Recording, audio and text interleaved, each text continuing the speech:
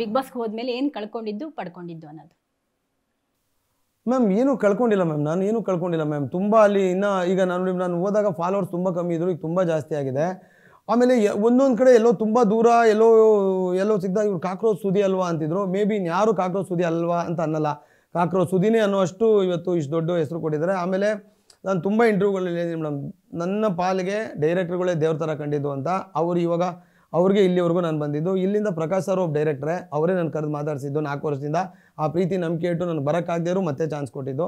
So ನನಗೆ Prakash sir ಮೇಲೆ ತುಂಬ ದೊಡ್ಡ ಗೌರವ ಇದೆ ಮ್ಯಾಮ್. ಬಿಕಾಸ್ ಒಂದು ಸೂರಿ ಸರಿಂದನೇ ಸುದಿ ಇಲ್ಲಿಗೆ ಬಂದಿದ್ದು, ಒಂದು ವಿಜಯಣ್ಣಿಂದನೇ ಸುದಿ ಸಾಯಿಮ ತೊಗೊಂಡಿದ್ದು, 100 ಡೈರೆಕ್ಟರ್ಗಳಿಂದನೇ ಸುದಿ ಒಂದು ಲೋನಲ್ಲಾದರೂ ಮನೆ ತೊಗೊಂಡಿದ್ದು. ಯಾಕಂದ್ರೆ ನಾವು 2,000 ರೂಪಾಯಿ ಚಿಕ್ಕ ಮನೇಲಿದ್ದವನು, ಚಿಕ್ಕ ಮನೇಲಿ ನನ್ನ ವೈಫ್ ಇದ್ದಿದ್ದು, ತುಂಬ ಪುಟ್ಟ ಮನೆಯಲ್ಲಿ, ಕರೆಂಟು ಏಚು ಇಲ್ಲದೆ ಅಂತ ಒಂದು ಸಣ್ಣ ಮನೇಲಿ. ಅಲ್ಲಿಂದ ಇಲ್ಲಿವರೆಗೂ ನಾನು ಕರ್ಕೊಂಬಂದಿದ್ದೆ ಡೈರೆಕ್ಟರ್ಗಳು ಮ್ಯಾಮ್. ಸೊ ಈ ಅವಕಾಶ ಕೊಟ್ಟಿದ್ದು ಒಬ್ಬ ಡೈರೆಕ್ಟ್ರು. ಸೊ ಪ್ರಕಾಶ್ ಸರಿಂದ ಹಿಡಿದು ಒಂದು ಆರ್ಟ್ ಡಿಪಾರ್ಟ್ಮೆಂಟ್ ಹುಡುಗ ಪಾಪ ನೈಟೆಲ್ಲ ನಮ್ಗೆ ಸೌಂಡ್ ಕೇಳಿಸೋದು, ಏನೋ ಟಾಸ್ಕಿಗೆ ರೆಡಿ ಮಾಡ್ತಿದ್ದೋ, ಅಲ್ಲಿವರೆಗೂ ಆ ಥ್ಯಾಂಕ್ಸ್ ಇದೆ. ನಂಗೆ ಇದು ಕೆಲಸ ಮ್ಯಾಮ್, ನನಗೆ ತುಂಬ ದೊಡ್ಡ ಕೆಲಸ, ತುಂಬ ದೊಡ್ಡ ಹೆಸರು, ಮತ್ತು ನನ್ನ ಇವತ್ತಿನ ಸಂಪಾದನೆಗೆ ತಕ್ಕಂಗೆ ಸಂಬಳ ಎರಡನ್ನೂ ಕೊಟ್ಟು ಕಲರ್ ಚಾನಲ್ಸ್ ಹಾಕಿದೆ ಮ್ಯಾಮ್. ಓಕೆ, ಮುಂದಿನ ಗುರಿ ಏನು? ಒಂದು ಟಾರ್ಗೆಟ್ ಅಂತ ಫಿಕ್ಸ್ ಮಾಡ್ಕೊಂಡಿದ್ದೀನಿ ನಾನು ಅನ್ನೋದಾದ್ರೆ? ಮೇಡಮ್ ನನ್ನ ಜೀವನದಲ್ಲಿ ಸತ್ಯವಾಗ್ಲೂ 100 ಇಂಟರ್ವ್ಯೂಲ್ಲಿ ಹೇಳಿದ್ದೀನಿ, ಆ ಥರದ್ದು ಏನೂ ಫಿಕ್ಸೇ ಮಾಡ್ಕೊಂಡಿಲ್ಲ ಮೇಡಮ್.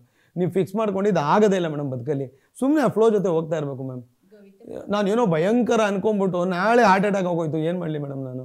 ಫ್ಯಾಕ್ಟು ಮ್ಯಾಮ್ ಇದು ಅಲ್ವಾ ಮ್ಯಾಮ್? ಸುಮ್ಮನೆ ಒಂದು ರೋಡ್ ದಾಟುವಾಗ ಲಾರಿ ಹೊಡೆದ್ರೆ ಹೋಗ್ಬಿಡ್ತೀವಿ ಮ್ಯಾಮ್.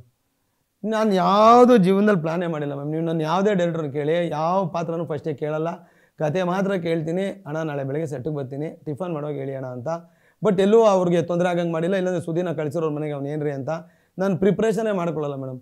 10 ಸಿನಿಮಾ ಒಟ್ಟಿಗೆ ಮಾಡ್ತಾ ಇರ್ತೀನಿ. ನಾನು ಇಲ್ಲೇನೋ ಅಂದ್ಕೊಳ್ಳೋದು, ನಾನು ಡೈರೆಕ್ಟ್ರು ಅಲ್ಲಿ ಜಿಲೇಬಿ ಎಕ್ಸ್ಪೆಕ್ಟ್ ಮಾಡ್ತಾ ಇರ್ತಾರೆ, ನಾನು ಏನೇನೋ ಮಾಡ್ಕೊಂಡು ಹೋಗಿ ಭಾಷಾ ಕೊಟ್ಬಿಟ್ರೆ ತಪ್ಪ. ಅಲ್ಲಿ ಹೋದಾಗ ಅವ್ರು ಏನು ಹೇಳ್ತಾವ್ರೆ ಅನ್ನೋದು ತುಂಬ ನೀಟಾಗಿ ಅರ್ಥ ಆಗುತ್ತೆ ಮ್ಯಾಮ್ ನನಗೆ. ಹಂಗೆ ಮಾಡಿದ್ದೀನಿ ಅನ್ಸುತ್ತೆ. ಹಂಗಾಗಿ ಕಂಟಿನ್ಯೂಸ್ ಸಿನಿಮಾ ಮಾಡ್ಕೊಂಬಂದಿದ್ದೀನಿ, 4 ಸಿನಿಮಾ ಒಬ್ಬ ಡೈರೆಕ್ಟರ್ ಜೊತೆ.